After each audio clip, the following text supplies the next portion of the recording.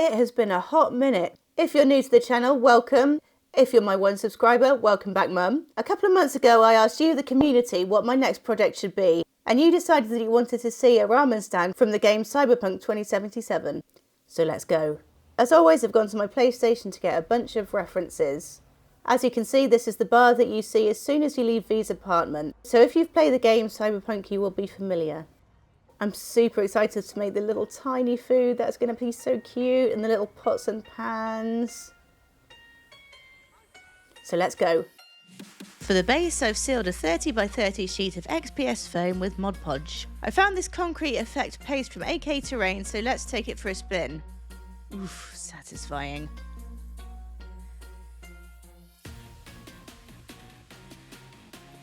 A quick sand down and it's time to start marking out the separate slabs.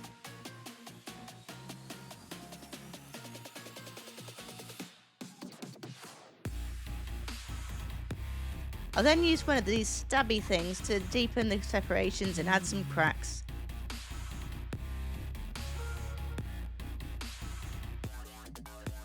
I'll then use my airbrush and a toothbrush to dirty up that sucker before putting the toothbrush back in the bathroom. Some watered down ink will make the cracks stand out more and add even more grime. The ramen store stands on some rubberized mats. I found cut-offs of whatever this is in a community scrap store. If anyone can identify what it actually is, please leave a comment down below. I'll add a bit of dirt before sticking it to the base using tacky glue.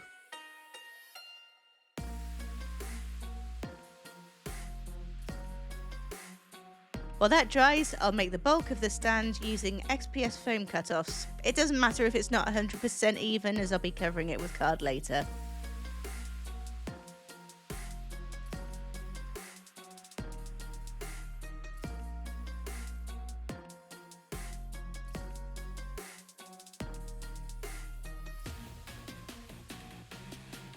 Much better. Now it's ready to be decorated as accurately to the game as possible. The display cabinet has a very settled pattern which I found a close match to on a scrapbooking pull-out sheet.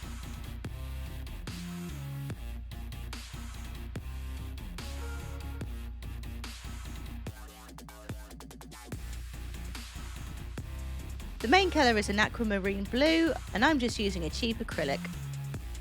The other side of the store has a stripe pattern which was a bit more difficult to match, so I replicated it on Procreate and printed it on a thick watercolour paper.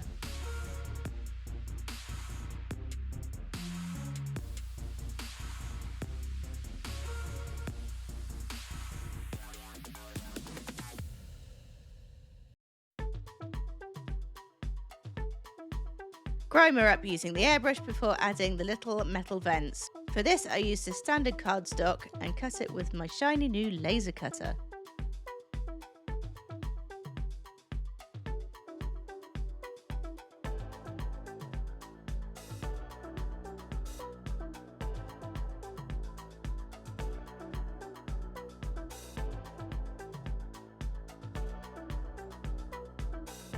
Speaking of laser cut, it's time to start making the kitchen units and furniture. I designed the templates and cut it on 3mm plywood. I'm toying with the idea of making the files available to download, so if you think you'd use them, please let me know in the comments.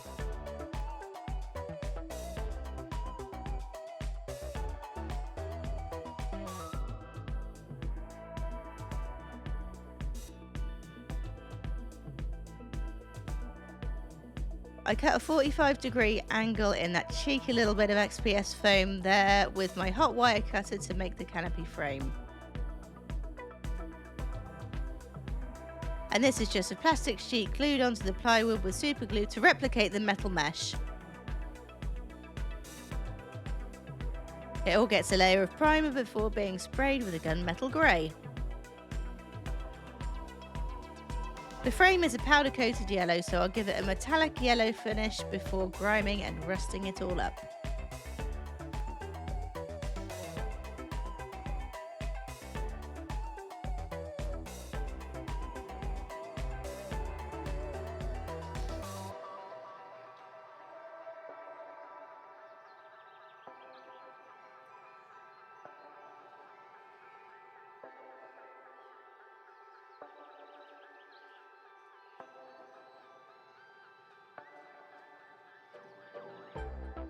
A little dab of gunmetal grey with a sponge on the edges of the base makes it look like the powder coating has worn off over time. A ramen stand needs stacks of ramen bowls, and to make them I'm using polymer clay moulded around a marble.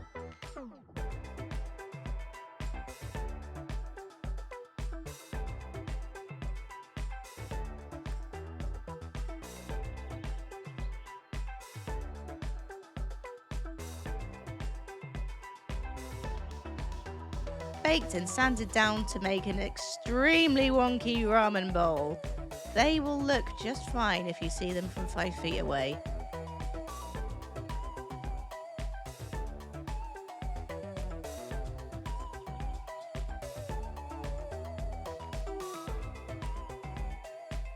To match the wonky bowls, I'll make some wonky trays by first making a mould from cardboard.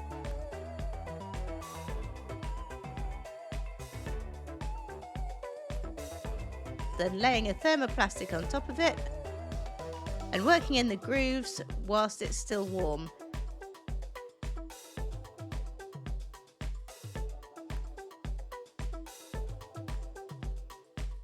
Once that's done, throw the cardboard mould away and remake it with wood so the rest of the trays aren't infused with ripped cardboard.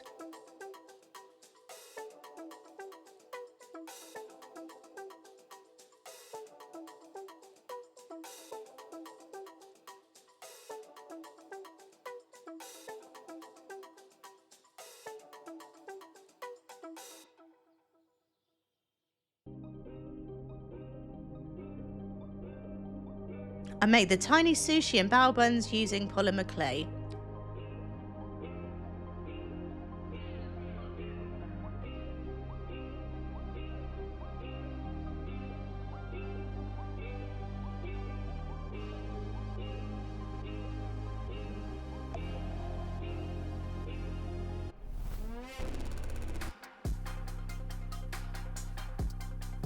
To make the ramen, I use polymer clay and cover it with UV resin.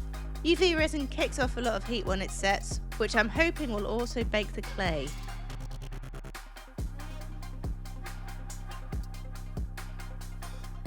Spoiler alert, I wasn't happy with how the ramen turned out, so off camera I made it the same way but better.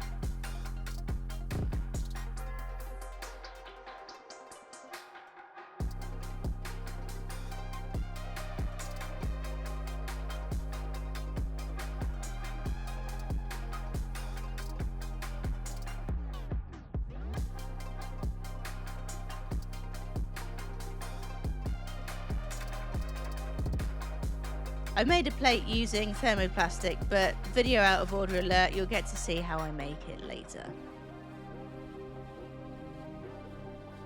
With all the food in place on the counter, it's time to make the countertop, which I designed and cut using a laser cutter. To make the perspex cover, I cut the separate sections out on a projector sheet and stick it together using foam safe super glue.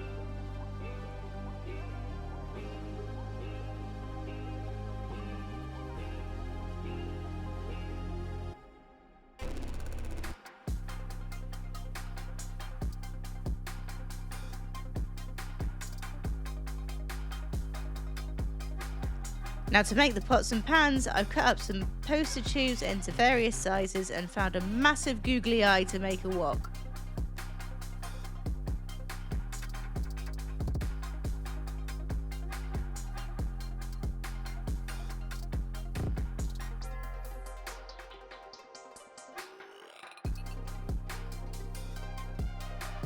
Tiny plywood cut-offs make the handles before they're sprayed with a primer and then sprayed with a metallic silver.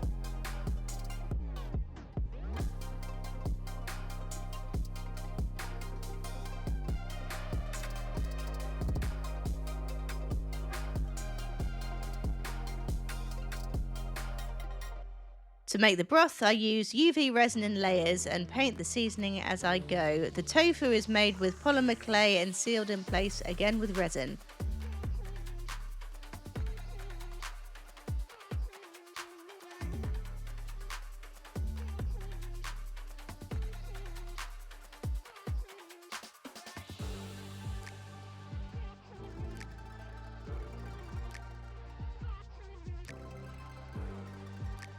The hob is filled with the burning charcoal, which I'm making out of sand, black paint and Mod Podge. Mix it all together and stick it in the hob along with some hastily made dials.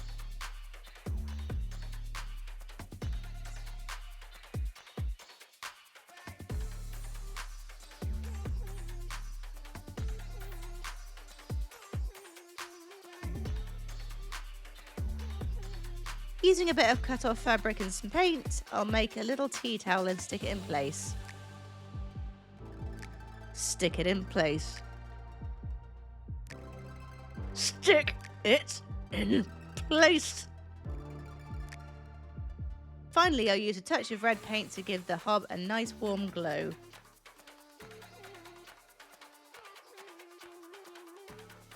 Shove the pots and pans in no particular order before placing the furniture into its new home.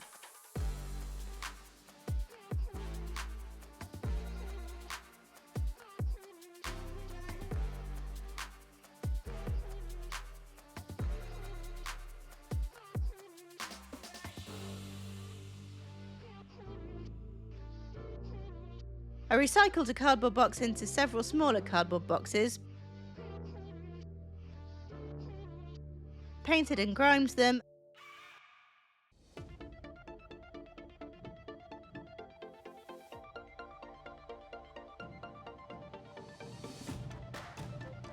and shoved them into the shelving unit along with some more metal trays before sticking it in place.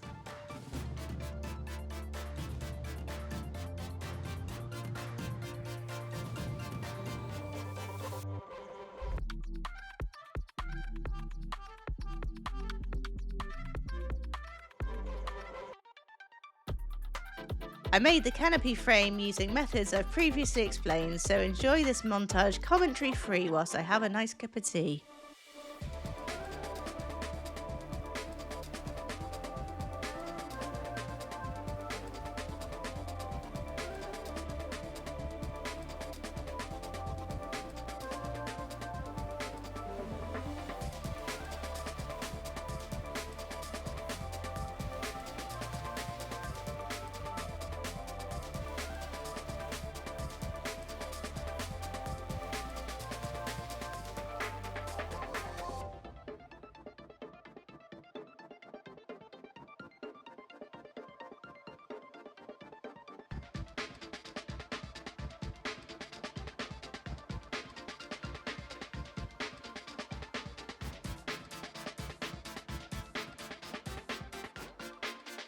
If I can get through life without ever having to make another Chinese lantern, I'll be a happy candy machine.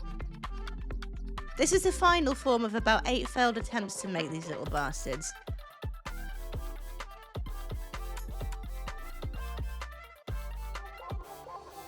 I put these together using a plywood frame, cotton and red crepe paper glued together.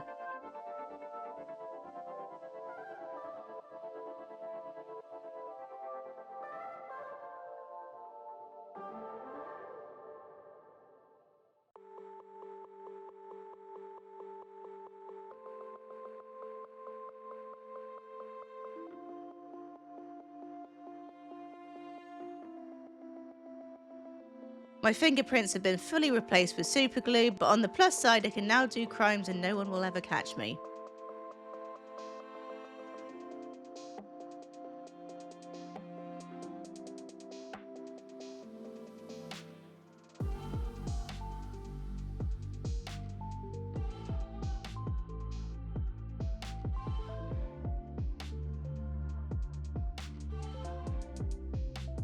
To those of you who can write kanji properly, I apologise because I know I'm absolutely butchering this fine art.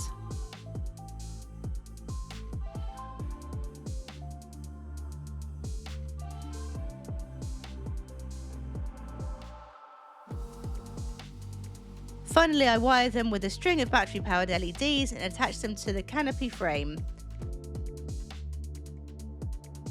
I'm not too worried about the wires showing because in the game you can actually see electrical cables in the canopies, so let's just say it adds to the realism.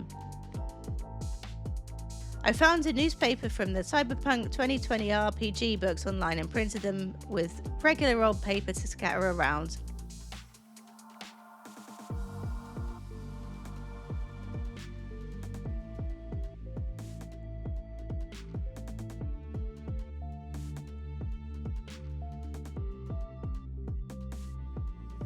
See, I told you I'd show you how to make the plates. I cut out a small disc from wood and sandwiched some thermoplastic between it and the cutoff to make a small groove.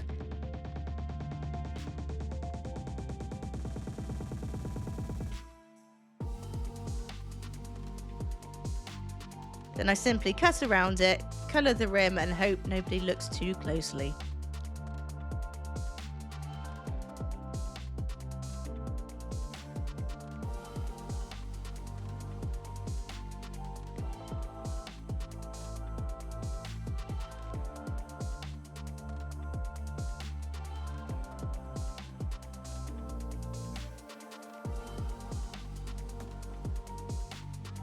I scattered some stacks around along with the rest of the ramen bowls.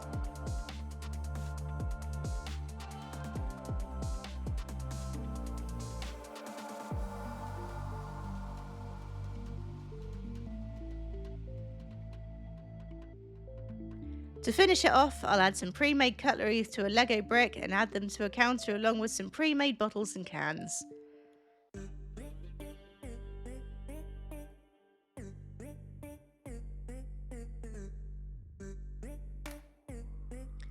Starting to feel like this project might never end. Don't worry guys, it is over soon.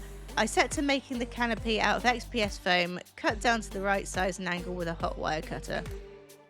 I sand it down and give the underside a quick layer of gunmetal grey before cutting the material that will drape over it out of a pillowcase.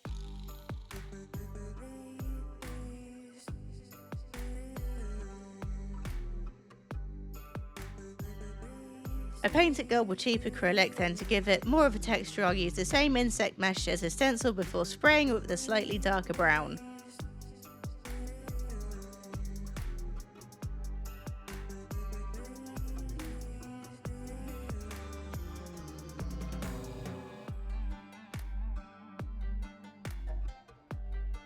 Backside of the stand is covered by corrugated metal sheets, so to simulate this I'm using corrugated cardboard sprayed with gunmetal grey and then added some rust.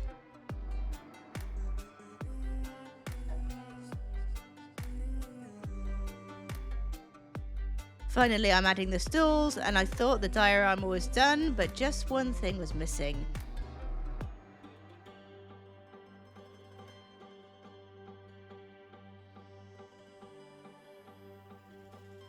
Whenever you're in Night City you can see and hear commercials playing on various billboards and screens, so I've made a holder that I can fit my phone into and downloaded the commercials to play through it.